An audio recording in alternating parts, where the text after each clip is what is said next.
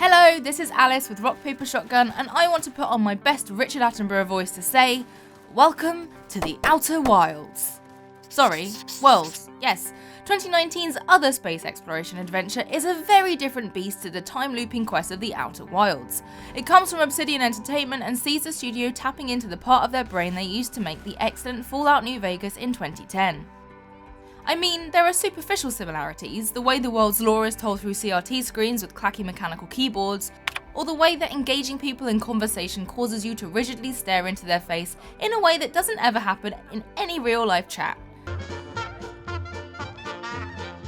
Hell, it even has its own goofy Vault Boy mascot. What are we calling this guy?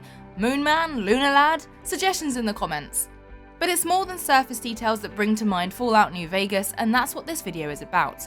All the ways the Outer Worlds feels like a worthy successor to one of the wildest RPGs of the decade, and a couple of ways it maybe falls short.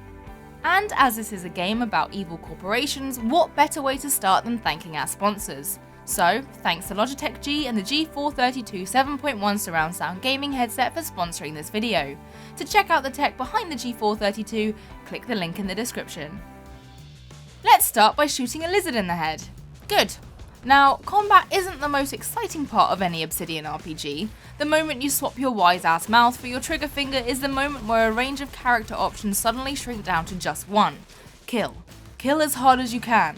But the planet of Monarch is home to creatures that don't respond to word bullets and require traditional lead.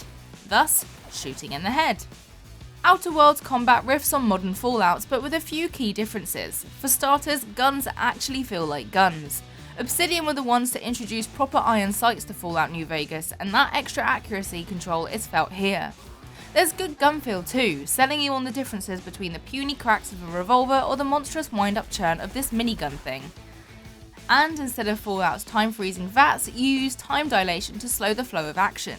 When you're in this mode, you start eating energy from the purple bar in the top left, but it gives you time to aim at enemies and get a breakdown of their stats in this box at the side. I also like the dumb facts it tells you about each target.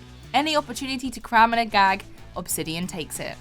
Oh, and one top tip, don't reload during dilated time, or you end up like this dummy, just watching an admittedly nice reload animation in treacle. Aiming in dilated time also gives status effects for hitting specific body parts. Hit the legs and you'll cripple, hit the head and blinds. Yes, limbs took similar damage in Fallout, but the rules are clearer here. Dilation is more about applying debuffs to aid the real-time fight. Although we were mostly limited to shooting angry geckos, so I didn't have to push these strategies. I hope the final game offers fights where these decisions feel more important. Failing that, it's just nice to plug a dude in slow motion and watch him take a tumble. One area where it feels flimsy is in the damage. There's none of the flying limbs or bloody mess deconstructions you saw in Fallout. Okay, doing enough damage can give all arms and legs off, but I prefer Fallout's medical specifics. Maybe I'm just a bloodthirsty freak, but when you are dealing with terrible shitheads, there's something quite cathartic about blasting that shitty head from its shitty body. This feels a little plastic, a little safe. During that combat, you probably noticed third-person shots of two psychos doing extreme violence. These are companions pulling off special moves. Nyoka's the one with a minigun so powerful that most creatures are dead by the time the animation starts, and Parvati does the impression of Thor.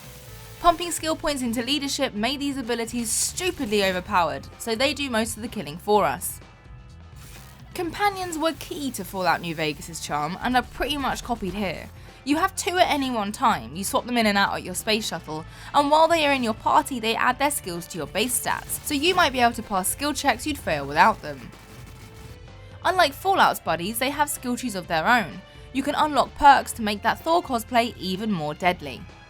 In another nod to New Vegas, you can program basic behaviour, telling them to keep their distance, choosing between melee and ranged, and opting for aggressive or defensive tactics. All this is done in the character menus, meaning the only instructions you give in real time are go there or do your Thor hammer on that guy. More importantly, they feel more present and real, whether it's chatting between themselves as you explore. The folks in Amber Heights always manage to find a bottle or two of the good stuff. Keen scavengers, I tell you. Or butting in conversations to offer their hot takes. So-called is right. We've got our hazards, but we're still here, damn it. The board took off without so much as a thought for the folks left behind.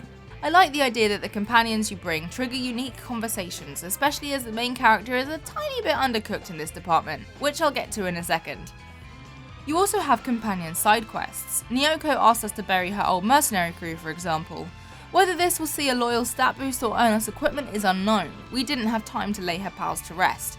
But I love the sense of a proper party of adventurers. It's closer to Mass Effect in terms of how much they do and say, and that feels like a step up. For me, the defining feature of an Obsidian RPG is the way the world reacts to your character. It's the idea that the adventure you're having is one specific to the stats and traits you've packed into that bag of virtual skin. I think that's the reason New Vegas resonates with its fans more than Fallout 3 or 4. It just has a lot more of that reactive tissue, and it seems to be true of the Outer Worlds too. It's there in the dialogue boxes that light up with the options based on your skill points. Maybe you don't have the brains to intimidate or trick a man into helping you, but knowing that those are potential options hint at the outcomes that could have been. Or maybe you dress in disguise. The clothes you wear can change people's perception of you, even alter the areas you can explore. Here you can see a restricted area we'd be safe in if we had the right outfit. We don't, so everyone must die. Early on in the game, we couldn't record it sadly. We entered a town in bandit clothes and made everyone nervous around us. It must be a sod to write these what if scenarios, but I love that they do. If I had a complaint, it's that the dialogue choices seem limited to core dialogue skills of persuade, lie or intimidate. In New Vegas you had lines tied to special perks such as Lady Killer or Cannibal, weird moments that only occurred if you had those traits. Perks here are bland in comparison, all simple stat boosts with no obvious promises of social oddness. As I said above, it's countered by having companions butt in, but I'd have liked kookier DNA. It's also important that handcrafted heroes can express themselves in how they pass obstacles. Take this skeezy guy. He won't let you into his compound. That's my nice way of telling you to sod off. So I opted for a full face of laser death and the swift execution of all his friends. But we also had the option to find his crew's uniform and pass ourselves off as one of them, or use this convenient hole in the wall and long grass to sneak into the compound. From here we could launch a sneak attack or enter the engine room and use a hacking skill, if we had it, to vent toxic gas and kill all the guards outside. Just remember to vent the gas before leaving the room yourself. I wish I watched this video before making that mistake. If you prefer a total stealth approach, the Outer World seems much more supportive of the idea. There are patches of grass you can crouch in to hide from lizard eyes, and the detection markers on enemies are much clearer to read than the rudimentary hidden detected system in Fallout. The fact you can see which enemy can see you and how fast that detection meter is rising gives you a fighting chance at doing something about it. I also like how dorky the companions look in the squat position. All this is good and well as an interesting means of getting from A to B, but I must admit that I'm yet to see any quests in the Outer Worlds that put my hero build to good use. All the missions involved very simple objectives with little potential for branching out into more unusual territory. In one I had to gain access to ammo in a locked building, either fixing the door with engineering skills or finding a nearby key. In another I was asked to find a lady's missing son. He then had to be told to go home or help trick his mother into thinking he's dead. Another had me go to repair a printing press at a factory. Yes, you could go in loud or quiet, but it was fundamentally a mission about walking to a printing press. There's a lot of go to a place and do one thing, which seems kinda bland. At one point, a man ran out of a building shrieking about a murder. Help! Someone's been killed! Ah, I thought, now this is classic Obsidian territory. I get to put away my space gun and play space detective. My mind fizzed with happy memories of New Vegas, sniffing out spies in I Put a Spell on You, or getting to the bottom of a cannibal cult in Beyond the Beef. But the quest here? I walked into the room, picked up one clue, showed it to the person the game told me to visit, and then found the criminals in an alley and made them explode. If there was room for the quest to play out differently, we couldn't find it. Now maybe we were unlucky and wasted our time on bad quests, but talking to other writers about the quests they played, I worry that it might actually be a wider weakness. I wonder if the sprawling scale of New Vegas, the thing that was likely responsible for its jankiness, has been trimmed into a more polite and well-behaved game, and one that is a tiny bit blander for it. Only time will tell. To be fair to it, some of the exciting bits of the Outer Worlds are hard to experience in 2 hours, such as the ecosystem of factions that you have to negotiate as a relative newcomer. On paper, the idea is as compelling as it ever was. The planets in the Halcyon system are home to lots of people who don't like each other, and at some point you're going to have to make friends with some and enemies with others. But it's impossible to make any kind of dent on the social structure in the time we have, so here's what we did see. The planet of Monarch is home to two clearly warring factions, the Iconoclasts, a religious cult, and Sublight Salvage and Shipping, who are either cosplaying as the gangs of New York or the actual mafia. To get the supplies the cult needs, you'll have to go through Sublight thugs, raising reputation with one and lowering it with the other. How this will escalate can't be seen in the demo, but Obsidian designers tell us that you can make world-changing decisions, permanently ruining your standing with others and turning them hostile. With that in mind, who would you rather fight? Mafia train killers or peace-loving cult? But even here there are more interesting ideas. The Iconoclasts seem to have unofficial factions within. The leader Graham is obsessed with creating promotional pamphlets, while his second-in-command is sick of suicide missions to advertise a cult that is only interested in making more advertising. Every quest you do for them asks you to side with one or the other. It would be interesting if this leads to leadership changes in the full game. And our time with the game also raises questions of planetary loyalty. This is the Outer Worlds after all, plural, and some of these beefs stretch across the stars. This planet Monarch was a failed terraforming project abandoned by the megacorporations. Will siding with the Monarch space industries put us in conflict with the bigger planet? Our demo doesn't have the answers, but does make you ask some pretty big questions. How can yield improvements of 26.7% not quicken the pulse? How can 32% cost savings not moisten the loins? One area the game does differ from Fallout New Vegas, and something it's important to understand going in, is that this isn't an open world. We're limited to one planet in our demo, but you're limited to a very small area on that. Maybe a 10-minute jog from one side of the map to the other? Obsidian have been very upfront about this being the case, but it is still jarring. For starters, there's no sense of discovery, which is something I think the Fallout games nailed from 3 onwards. With high canyon walls keeping you penned into roads and paths, there's little room for discovering something weird. You feel shunted between a handful of locations everyone is going to find. You could argue they've cut out the bland nothingness used to pad out New Vegas' desert, but it's the miles of nothing that makes the occasional something exciting to find. It also makes for a very artificial world, as if you were exploring a massive plastic film set placed within those impassable walls. Perhaps it's the cliched pits of bubbling toxic green or the big space mushroom things, but there's nothing truly alien here.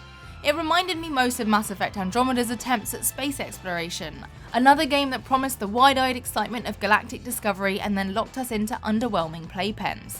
I'm willing to accept that it might have a satirical point.